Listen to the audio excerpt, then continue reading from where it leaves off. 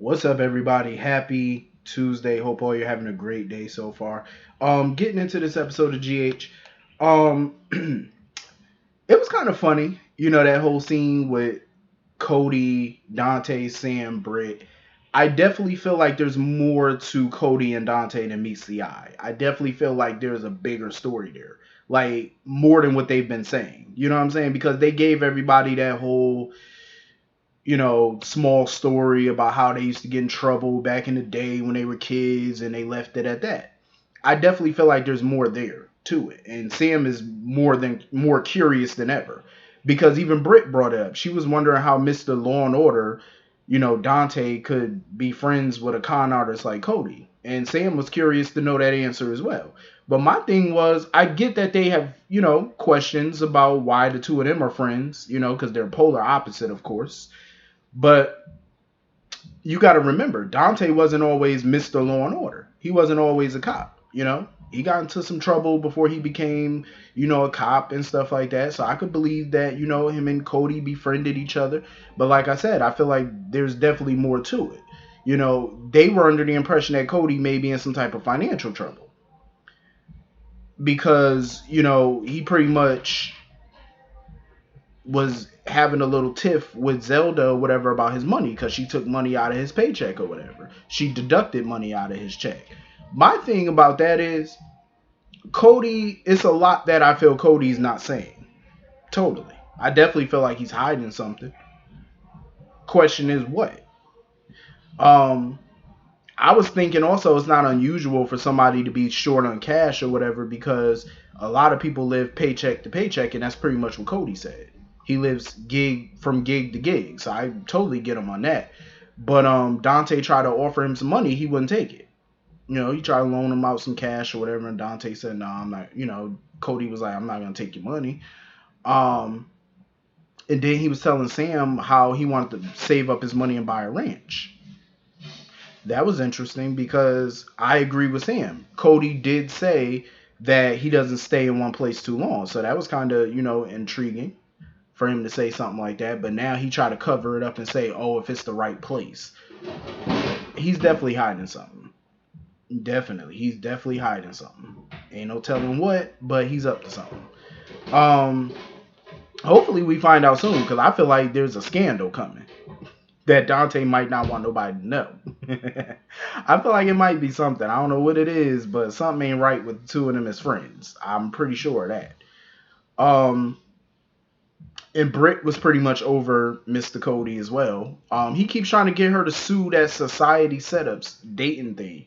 He keeps trying to get her to sue, and she was like, "Listen, Britt was not playing with him. She said, listen, if you got an issue with them people, you need to handle that yourself. Don't try to use me to file some lawsuit and then try to swoop in and think you're going to get a cut. Because that's exactly what he think he going to do. No, sir, you're not going to do that." So he ended up, following Zelda back to the hotel or whatever. And she was in a hotel room and Spinelli comes up in there. So my guess is Cody's going to use that to his advantage. Um, But I'm pretty sure Spinelli's smart enough to outmaneuver Cody in whatever shenanigans he has up his sleeves. Hopefully. Um. So anyway, moving on from that, I am so over Sonny and Carly right about now with their foolishness because they got together in her office and I just felt like all they did was regurgitate all the crap that's happened in their relationship the last few months.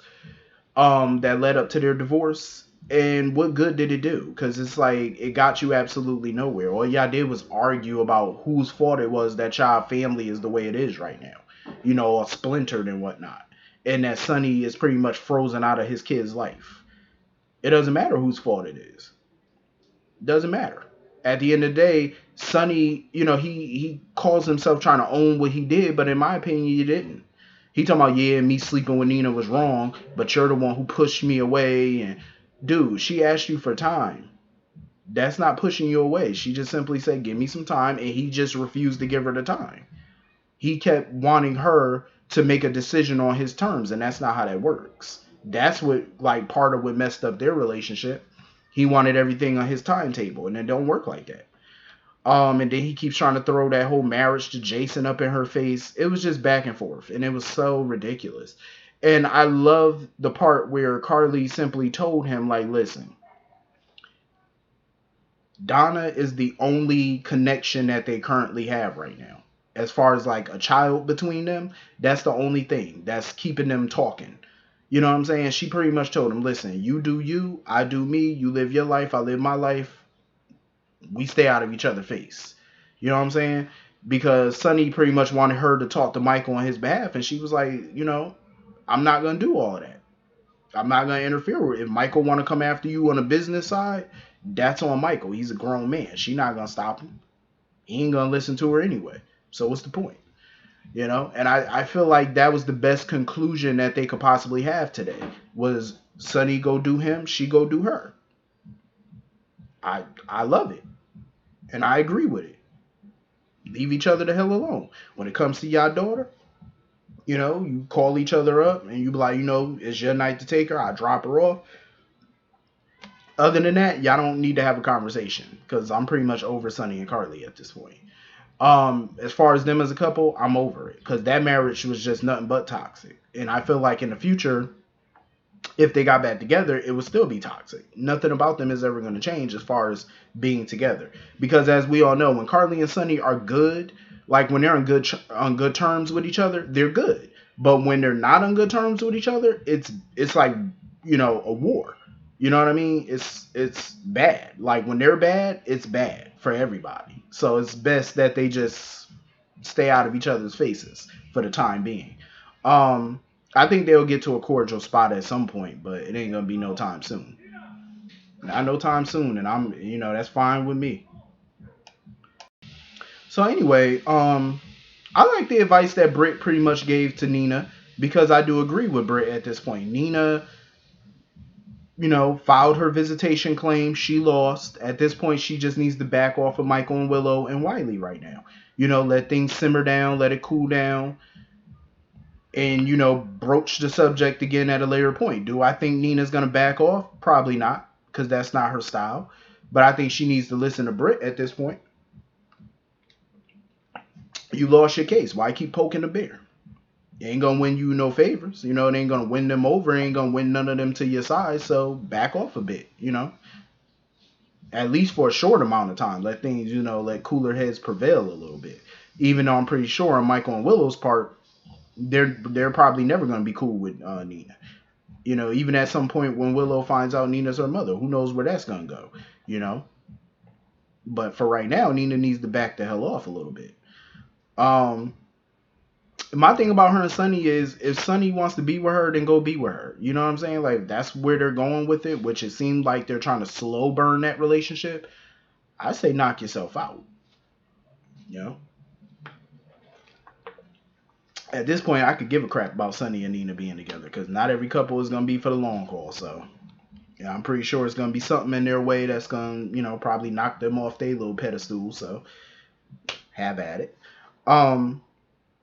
So anyway, moving on from that, I totally understand why Cam is giving Finn the cold shoulder because he, it took him a little while to warm up to Franco too, and then by the time he did, he got used to confiding everything in Franco. And now that Franco's gone, it's like he don't really, feel like going through all that again. Plus everything else he's going through right now. So I'm glad, he had that talk with Gregory. At least he opened up to Gregory a bit and, he started feeling better about being on the camping trip. And, I agree with Gregory. Finn just needs to give him some time. You can't force things. You can't rush things. Everything is just, it's on a time. You just got to give somebody that space. Keep comforting them. Keep, trying to be there for them, but don't force it. You know what I mean? Let them come to you sometime, when they're ready. And I think that's what it is for Cam. Cam just has to get used to him being around more, and being a constant presence. Once Cam get used to that, maybe he'll open up more. As far as Maxie and Austin are concerned, I'm trying to like them as a potential couple. I am. I just get good friend vibe from them. This is just my opinion. I just get vibes that they should be better off as friends. Nothing else, I just think that on a romantic level, Austin and Maxie don't work for me on a romance level. Friend level, Yeah, I can see them as good buddies, good friends, hanging out, having some drinks, laughing and yucking it up and whatnot. But as a couple, for right now, for me, I don't see it. Um, I love that all of them got together and they did their little sing along and stuff like that. They want to do a little singing session or whatever. I like that. That was a lighthearted moment. I wonder who the hell was that watching from the bushes, because somebody was watching Maxie and Austin from afar, and I want to know who the hell that was. Like, what new enemy y'all got? Can't be no Peter, because he dead, hopefully. But who the hell was watching them? It better not be no new foolishness. I'm just saying. Oh, but damn sure it better not be. People better back the hell off, because that's the last thing Maxie need right now is more drama. She just got rid of Peter finally. She could breathe. Give her a little minute to exhale before y'all give her some new drama. I'm just saying. I'm glad Jocelyn and Trina decided to go to Spinelli to try and get some answers about that burner phone, but he couldn't really give them no answers because they came to the conclusion that Esme pretty much stole that phone. And they were wondering like where one can go to get a hot cell phone. And he pretty much he told them about a bar or whatever, and Spinelli also warned them not to go to that bar. But he should have known better. He should have known they were gonna go, because you know how teenagers are. You tell them don't do something, they're gonna do it. And I had a feeling they were gonna do it. So they Googled a bar. I think it's called High Side or something like that. And Spinelli was like, don't go up in that bar. That's not a place for y'all to be. It's a rough bar, rough area. Don't go up in there. But we all know Jocelyn is gonna do it. Her and Trina gonna go up in there and start some mess. She lied to Carly about, well, technically she kind of lied, but she told me, oh, we going dancing or whatever. She knew if she told Carly where the hell they were going, Carly would have said, Carly would have put the kibosh on that real quick. Ain't no way in the world she could tell her mother she going to the high side, and Carly would have been cool with that. Hell no. But I mean, technically they're young adults, but still, it's like, I understand they want to bust Esme, but going into a bar like that without backup, without protection, that screams trouble. You know what I mean? Like, you got to be responsible. You got to use your head. That wasn't a smart move on their part, because you never know what can happen in a rowdy ass bar with a bunch of drunkards. You know what I mean? Like, you got to be careful. I understand they want to get the goods on this girl, but at what cost? You know what I mean? Like, that's a dangerous situation they putting themselves into right about now. I would think, but I'm not surprised, because Jocelyn is definitely Carly's child, so I wasn't even surprised that she was gonna go there. You know what I mean? And follow up on that lead. Of course she was. But anyway, that was pretty much the whole episode. Hit the comment section. Let me know what you all thought, and I will see you all later. Have a great night. Peace.